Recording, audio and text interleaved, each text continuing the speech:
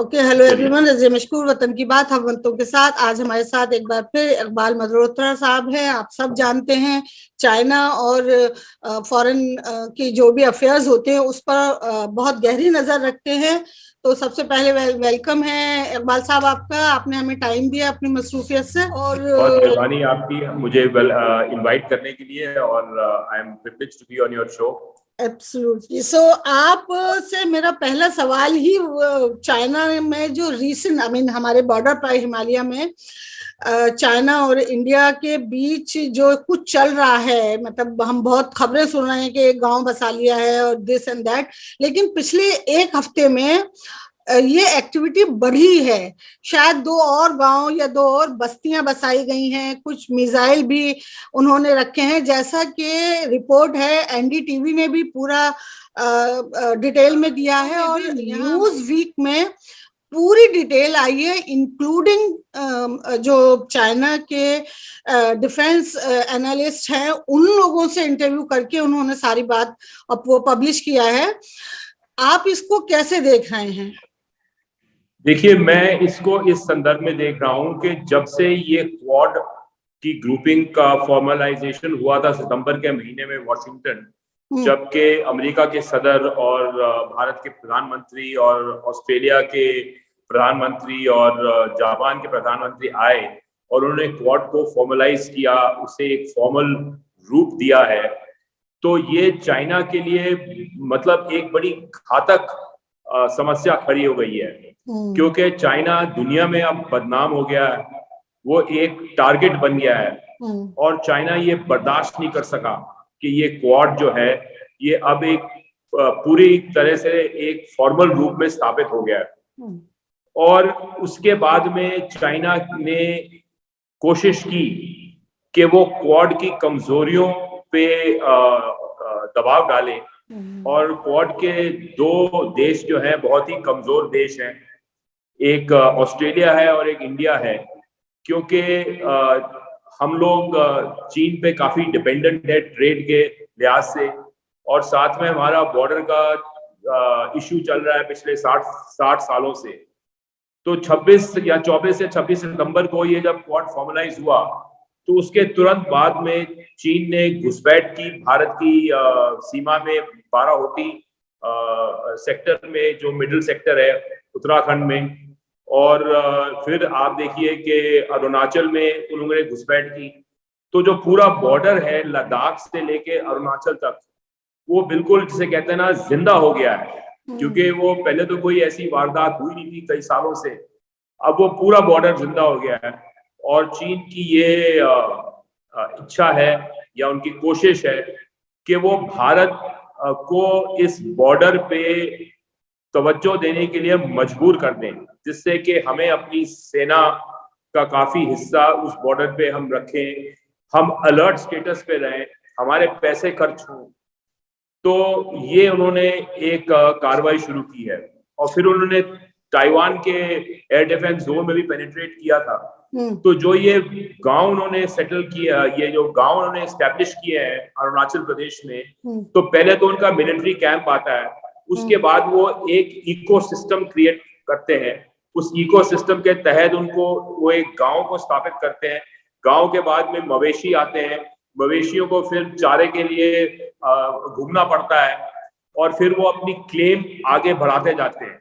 तो ये उनकी पुरानी टैक्टिक है, और वो एक हमें ललकार रहे हैं, चुनौती दे रहे हैं, वेट कर रहे हैं कि भाई ये भारत सरकार कैसे रिस्पॉन्ड करेगी।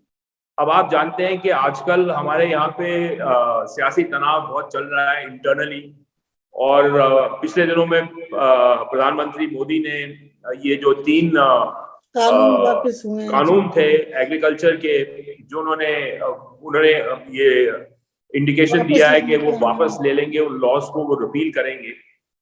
तो ये देख रहे हैं चीन के भारत की जो सरकार है पॉलिटिकली इंटरनली कमजोर हो रही है, और आगे तनाव बढ़ रहा है, 5 इलेक्शन आ रहे हैं, तो वो ऐसी कुछ बात करना चाहते हैं जिससे कि भारत सरकार की जो छवि है वो और कमजोर हो जाए, और मोदी साहब की जो छवि है वो और कमजोर हो जाए, जिससे कि वो डिसाइसिव लीडरशिप एक्सरसाइज ना कर सके।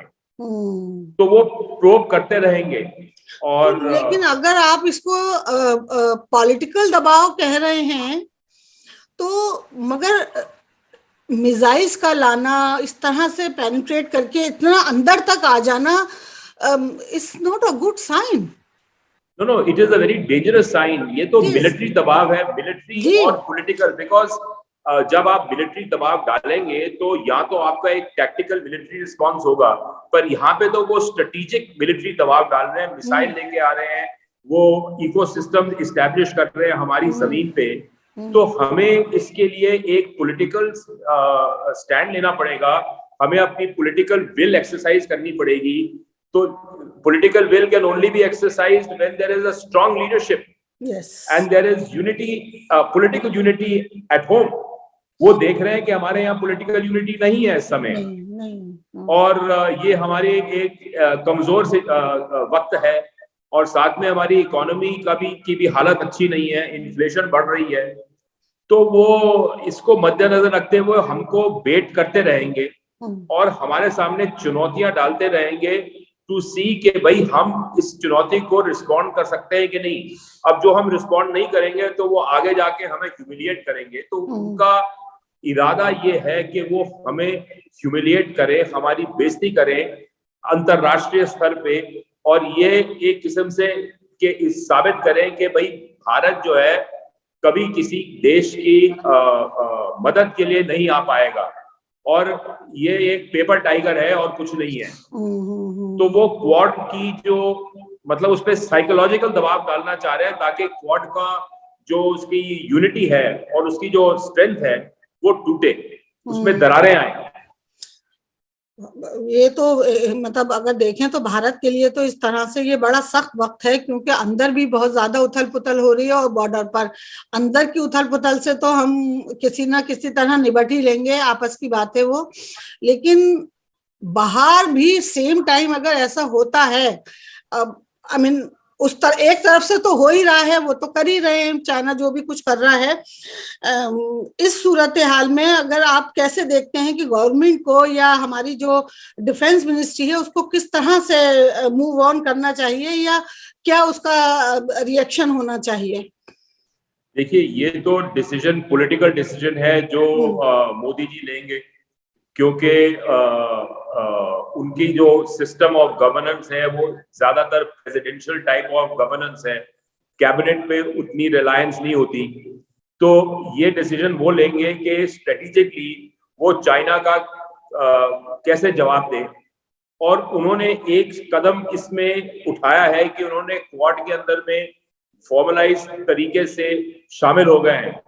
तो जब क्वाड के साथ फॉर्मलाइज तरीके से शामिल हो गए हैं तो चाइना जो है उस ग्रुपिंग को तोड़ना चाह रहा है, और हमें मजबूती से क्वाड में रहना है, क्योंकि जिसे कहते हैं ना अंग्रेजी में सेफ्टी नंबर्स के 4 देश हैं क्वाड के, और हमें उनसे कम्युनिकेशंस में, इलेक्ट्रॉनिक्स में और इंटेलिजेंस की मदद चाहिए टू असेस कि चीन के मूव्स क्या हैं, और वो उनके स्ट्रेटेजिक मूव्स क्या हैं, उनके टेक्टिकल मूव्स क्या हैं, और वो जिसे कहते हैं ना गिदड़ भपकी है कि एक्चुअली वो हम पे हमला करने वाले हैं। मैं समझता हूं कि ये चुनौतियां जो है ये बार बार हमारे सामने आ रही हैं, देखने के लिए कि हमारा रिस्पांस क्या है। अभी तक हमारा रिस्पांस कुछ नहीं हुआ, तो वो इस रिस्पांस जब हम रिस्पॉन्ड नहीं करेंगे तो वो अगली बार में और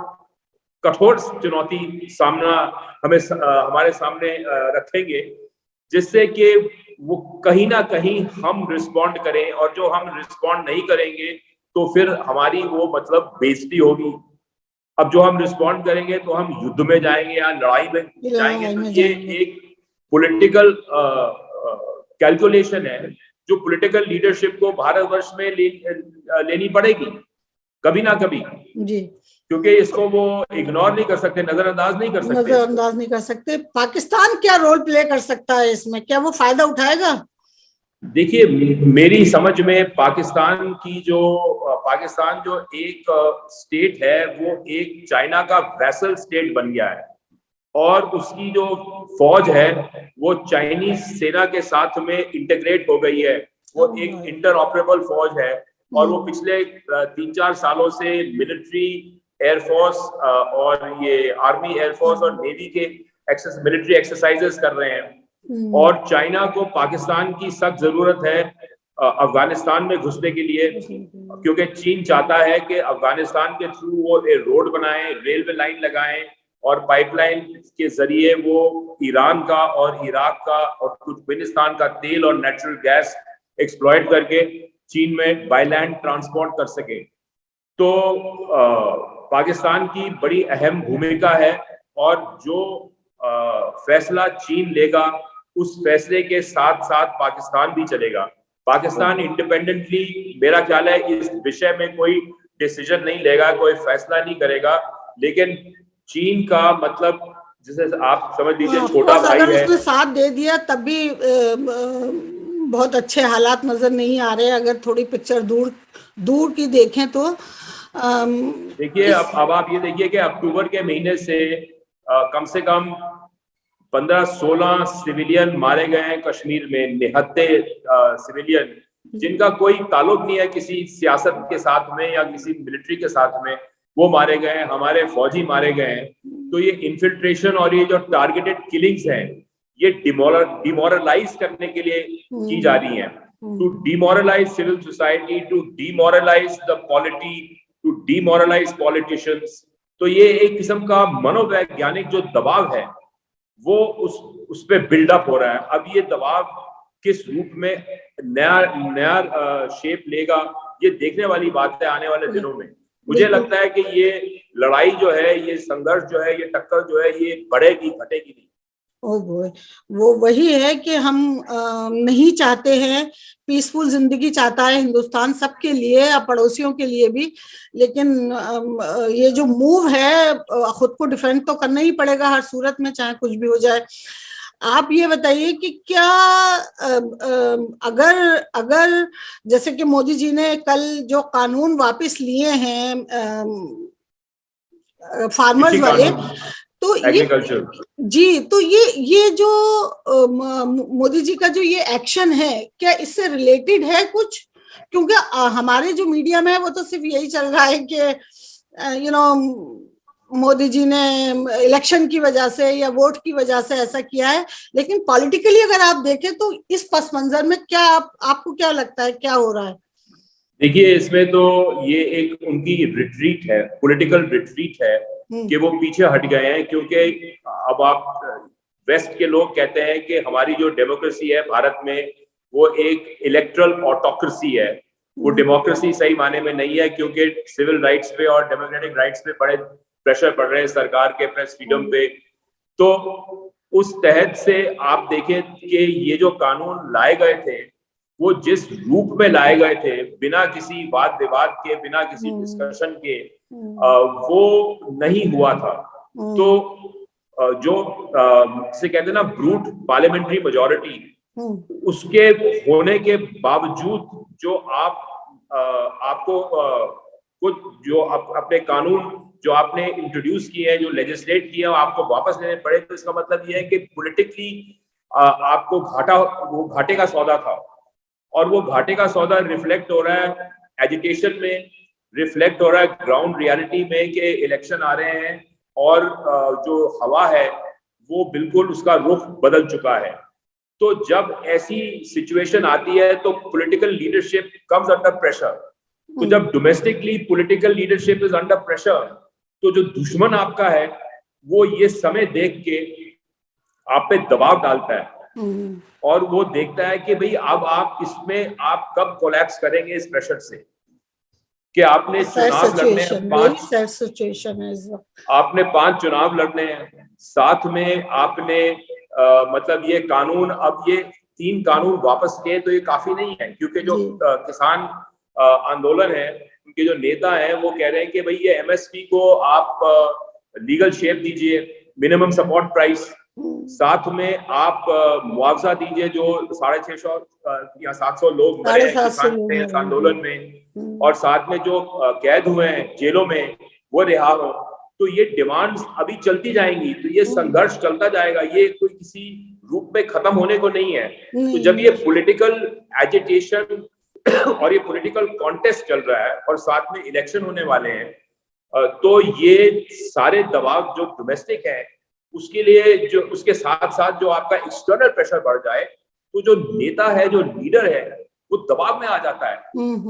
तो obviously his ability to focus only on the external threat becomes compromised. Right, वो कॉम्प्रोमाइज देखा हमने कि कल हुआ है। और अगर हम इन दोनों जो बड़े वाकयात हुए हैं, यानी बॉर्डर पे जो कुछ हो रहा है और किसानों के साथ जो कुछ मोदी जी ने एक स्टेप बैक लिया है, अगर इन दोनों को जोड़ के देखें तो हम कहीं ना कहीं अपने आप को बहुत कमजोर पा रहे हैं एज अ नेशन, क्योंकि हमें इसके साथ में तीसरा पहलू ये है कि हमारी इकोनॉमी भी जो है वो एक बड़े संगीन सिचुएशन में आ गई है। अनएम्प्लॉयमेंट बहुत बढ़ गई है, इन्फ्लेशन बहुत बढ़ रही है, और ये जो कॉस्ट प्लस इन्फ्लेशन है induced by the rise in petroleum taxes on petroleum products, उसने हमारे अर्थव्यवस्था को काफी तितर-बितर कर दिया है। तो डिमांड ही नहीं है, जब डिमांड नहीं होगी तो इन्वेस्टमेंट नहीं होगी। तो ये एक बड़ी भारी इकोनॉमिक क्राइसिस है, एक पॉलिटिकल क्राइसिस है, और आप देखिए एक्सटर्नल क्राइसिस है। तो इस समय हमारे सामने 3 क्राइसिस हैं, and it is now going to be a reflection of Modi साहब स्टेट्समैनशिप कि can he rise to face these 3 challenges and overcome them. ये तो वक्त ही बताएगा, बिल्कुल टाइम बताएगा। लेकिन as a nation, as an Indian, एक आम नागरिक का आप क्या कहना चाहेंगे, उसका इस वक्त क्या रिएक्शन होना चाहिए, या क्या हेल्प होनी चाहिए, या क्या उसका मूव होना चाहिए टुवर्ड्स देयर नेशन? देखिए, आम नागरिक को तो मतलब जब एक्सटर्नल थ्रेट होता है तो you have to forget your internal differences and join together to face the external threat. अब सवाल ये है कि एक डेमोक्रेसी में एक रिस्पेक्ट होता है आपके जो ऑपोजिशन के लोग हैं। अब इंग्लैंड में वो कहते हैं the Kings loyal opposition, because loyalty is never in question. But पिछले 5-6 सालों में क्या हुआ है कि ऑपोजिशन की जो लॉयल्टी को क्वेश्चन किया गया है, जो उनकी सहमति सरकार की नीतियों से नहीं है।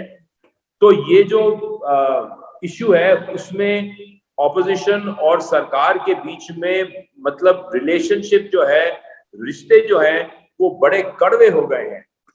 और अब ये देखना पड़ेगा कि क्या इस तरह का एक्सटर्नल थ्रेट जो है ये ह्यूमिलिटी लाता है सरकार की तरफ से, ऑपोजिशन की तरफ से सहानुभूति लाता है सरकार की तरफ से कि नहीं। ये अब देखना पड़ेगा कि जो हमारे लीडरशिप है, पॉलिटिकल लीडरशिप है from the ruling party and the opposition parties, कि वो एक साथ काम कर सकते हैं या करेंगे इस थ्रेट को का सामना करने के लिए कि नहीं। बिल्कुल। अब ये इलेक्शन मोड में सब हैं। इलेक्शन फरवरी मार्च में होने वाले हैं, तो मुझे नहीं लगता कि लोग अभी इलेक्शन का मतलब प्रचार छोड़ के ये चीन के चुनौती का सामना करने के लिए अपना रास्ता बदल देंगे। तो क्या हम जैसे फेब या मार्च में होने हैं इलेक्शन और रिजल्ट आ जाएगा मार्च तक, क्या हम इतनी देर वेट कर सकते हैं? नहीं, मुझे तो नहीं लग रहा कि इतनी देर वेट कर सकते हैं, क्योंकि मुझे तो लग रहा है कि ये जो चीन की चुनौती है ये डेली हो रही है। उन्होंने तो साफ लिख दिया भाई, उन्होंने साफ कह दिया है जी, वो चीन ने तो साफ कह दिया है कि India needs to think about it. तो वो तो क्लियर है अपनी मंशा में। हमारी तरफ से देरी हो रही है, हम जो हमारे इंटरनल मैटर्स हैं हम उसमें घिरे हुए हैं, और अनफॉर्चुनेटली हुकूमत भी ना तो पब्लिक को इसकी जो संगीन है बात या मूव चाइना का उसके लिए बात कर रही है, वो भी उनका भी मोर देन 80-90% फोकस इलेक्शन और इंटरनल वाकयात मामलात पर है, ना कि चाइना के इस मूव पर। तो अगर हम ये देखें कि इस तरह देखें कि गवर्नमेंट को थोड़ा सा अपने अपने लोगों को या अपनी आवाम को ये बताना चाहिए कि भाई ये एक और सिचुएशन है हमारे सामने जिसे मिलकर ही फेस किया जा सकता है। कोई पार्टी एट सम पॉइंट आपको लगता है ये करंट गवर्नमेंट थोड़ी या तो फेल होना, शायद मैं नहीं कहूंगी क्योंकि अभी कुछ हुआ ही नहीं है तो फेल होना नहीं कह सकते, लेकिन कहीं ना कहीं इस चीज को इग्नोर करके आगे बढ़ रही है पॉलिटिकल कुर्सी बचाने के लिए। देखिए, मैं समझता हूँ कि इस गवर्नमेंट के सामने जो चुनौतियां हैं वो एक साथ में मल्टीप्लाई हो गई हैं, क्योंकि इन्होंने कोई फैसला नहीं लिया पिछले 1.5 साल से। चीन के साथ में जो ये प्रॉब्लम चल रही है उसका इन्होंने कोई प्रॉपर फैसला नहीं किया। अभी बड़ा लेट उन्होंने ये जो आपका क्वाड है उसमें वो शामिल हो गए हैं। तो Prime Minister needs to take a strong stand and show statesmanship to face up to the Chinese challenge and look Mr. Xi Jinping in the eye और आंख से आंख मिला के उसको बोलो यार तुम अपना रास्ता ना दो। और ये जो घुसपैठ हो रही है इस घुसपैठ को बंद करने की जरूरत है। और हमें एक लेवल पे दलाई लामा का जो स्टेटस है इंडिया में उसको उठाना चाहिए, स्टेटस बढ़ाना चाहिए और साथ में ताइवान के साथ में रिश्ते बनाने चाहिए, क्योंकि हमें जिस तरह से चीन चैलेंज कर रहा है उसी तरह से हमें भी उसको ह्यूमिलिएट और चैलेंज करना चाहिए इंटरनेशनल लेवल पे। हमारे पास भी हथियार हैं, हमारे पास भी परमाणु हथियार हैं, हमारे पास भी अलायंसेस हैं, तो हम किसी रूप में कमजोर नहीं है। लेकिन the focus of the leadership has to be on that, and statesmanship is needed to rally the nation and the opposition behind the government to face this challenge from China. और ये सिर्फ करंट गवर्नमेंट के हाथ में है कि उसको इसका वो इसको किस तरह लेती है एंड किस तरह रिस्पॉन्ड करती है, और उसका फोकस नहीं है। मीडिया हमारा आज भी कंगना और वीरदास और इसमें उलझा हुआ है। तो इस सूरत हाल में मतलब अगर मैं यहाँ से बैठ के देखूं दूर से इंडिया को, तो मैं सबसे ज्यादा डरी हुई हूँ बॉर्डर के हवाले से, क्योंकि अंदर जो कुछ हो रहा है पॉलिटिक्स है, सब कुछ होगा, बहुत कुछ होगा, वो तो चलता रहेगा। लेकिन जी वो तो चलता रहेगा, लेकिन बॉर्डर को हम इग्नोर कैसे कर सकते हैं? अब देखिए, ये बात मोदी जी को कौन बताए? मोदी साहब को ये सिग्नल देना पड़ेगा कि the discourse has to focus on the border. जो पॉलिटिकल डिस्कोर्स है उसको यहाँ से वीरदास से और कंगना रनौत से हटा के चीन पे फिक्स करना पड़ेगा, क्योंकि वो हमारी मतलब इट्स एग्जिस्टेंशियल थ्रेट, हमारी मतलब जान खतरे में है। इसलिए we have to face up to that threat and we have to face up to the challenge. तो जब तक ये पॉलिटिकल डिस्कोर्स चेंज नहीं होगा, जब तक सरकार डायरेक्शन नहीं देगी, और ये जो ट्रिवियल बातें हैं जो वीरदास है और ये जो कंगना रनौत है, दीज आर ट्रिवियल मैटर्स, मतलब बचकानी बातें हैं। ये nations don't get involved in such trivialities. Nations are much greater than these trivialities and they transcend these.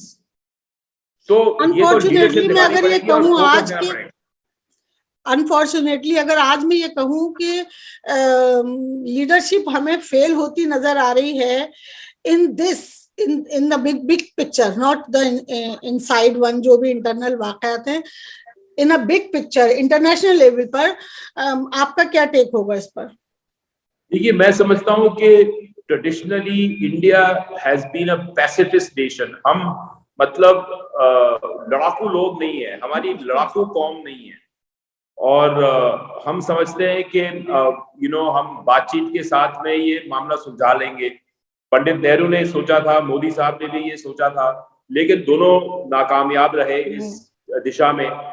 तो अब हमें अपनी जो फोकस है और हमारी जो नीति है वो चेंज करनी पड़ेगी, हमारी ओरिएंटेशन चेंज करनी पड़ेगी कि भाई ये हमारे लिए एक बड़ा भारी खतरा है और इस खतरे का सामना हमें करना है और हमें देश को साथ लेना है। सबसे पहले तो हमारा जो ट्रेड डेफिसिट चल रहा है चाइना के साथ में, वो हमें कम करना है। हमारी इंडस्ट्रीज तबाह हो गई हैं, चाइना से इंपोर्ट बंद करने के लिए, हटाने के लिए एक कार्यक्रम होना चाहिए।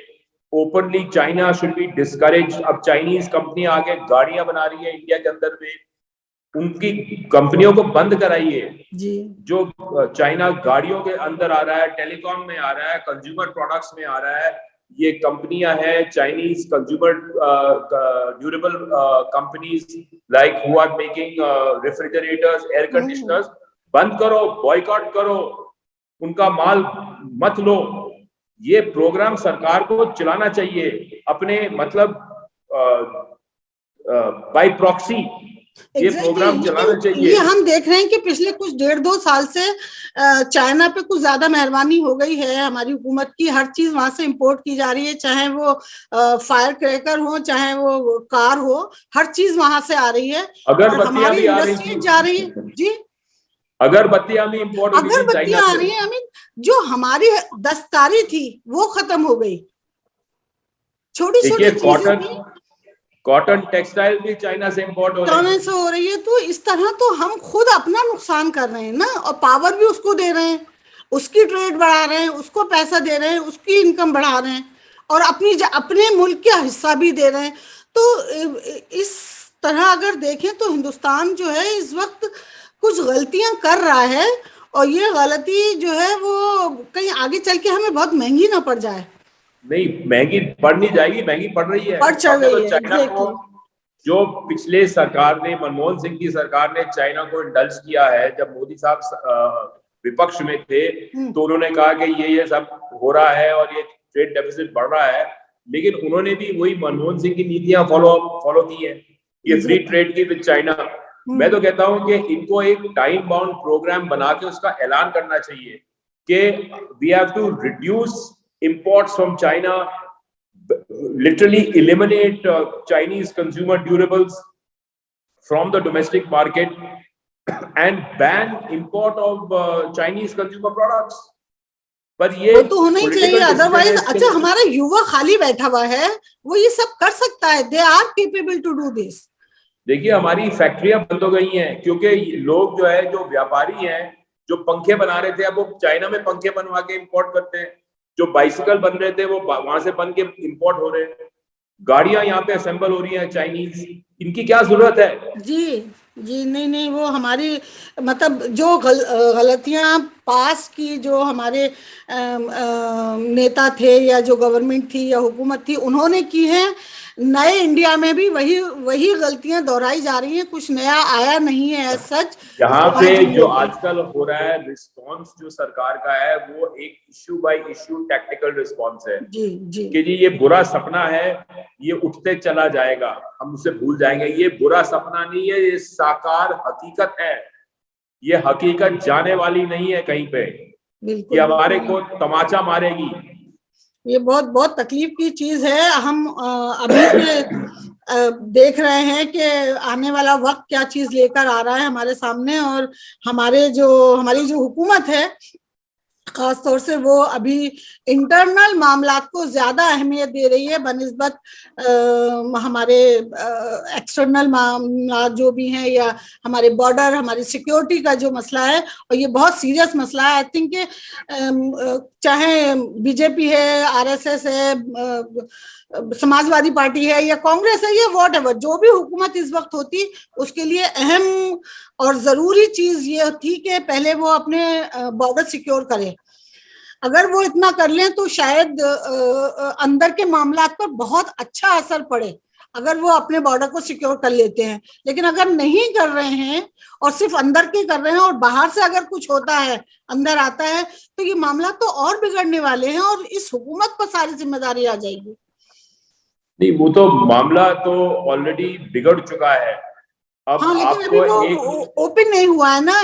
आपको इसका हल निकालना है कि आपके पास में इसका सोल्यूशन क्या है। अभी तक हम इसकी इंतजार में है कि ये सरकार से क्या सोल्यूशन निकलेगा ये चीन की घुसपैठ को रोकने का। अभी तक कोई सोल्यूशन नहीं निकला। हाँ, अभी तक अब जो बात भी नहीं हो रही है उसकी, जबकि वो मैं तो ये समझता हूँ कि it is important for an all party consensus, all political parties should be brought together by the Prime Minister to form a consensus in solving this Chinese challenge. Absolutely. तो thank you so much for saying this and we hope and pray कि कुछ सद्बुद्धि आ जाए और हम अंदर के मामलात को कम अहमियत दें और बाहर के मामलात को ज्यादा वक्त भी दें, अहमियत भी दें और उसके लिए कुछ कॉन्क्रीट करें। आपके आखिरी वर्ड्स क्या होंगे? कंक्लूजन कर दीजिए। देखिए, मेरे आखिरी वर्ड्स ये हैं कि मुझे तो ये लग रहा है कि वही वक्त वापस आ रहा है जो 1962 का वक्त था। जब चीन के साथ में युद्ध छिड़ा था, तो वही वक्त वापस आ रहा है और इस समय देशभक्ति की बड़ी जरूरत है और देश को एक साथ यूनाइट होके इस चुनौती का सामना करना पड़ेगा। हमारे पास और कोई चारा नहीं है, क्योंकि हमें हमारा अपना देश बहुत ही प्यारा है और उसकी हिफाजत के लिए हम जो भी कर सकते हैं, we have to minimise our political differences and unite together to face this threat. बिल्कुल, एब्सोल्युटली, मैं बिल्कुल आपसे इस बात पर सहमत हूं और दुआ भी करेंगे और कोशिश करेंगे कि आपकी बात बहुत दूर तक जाए ताकि लोगों को एटलीस्ट कुछ लोग तो समझें और उस पर बात करना शुरू करें।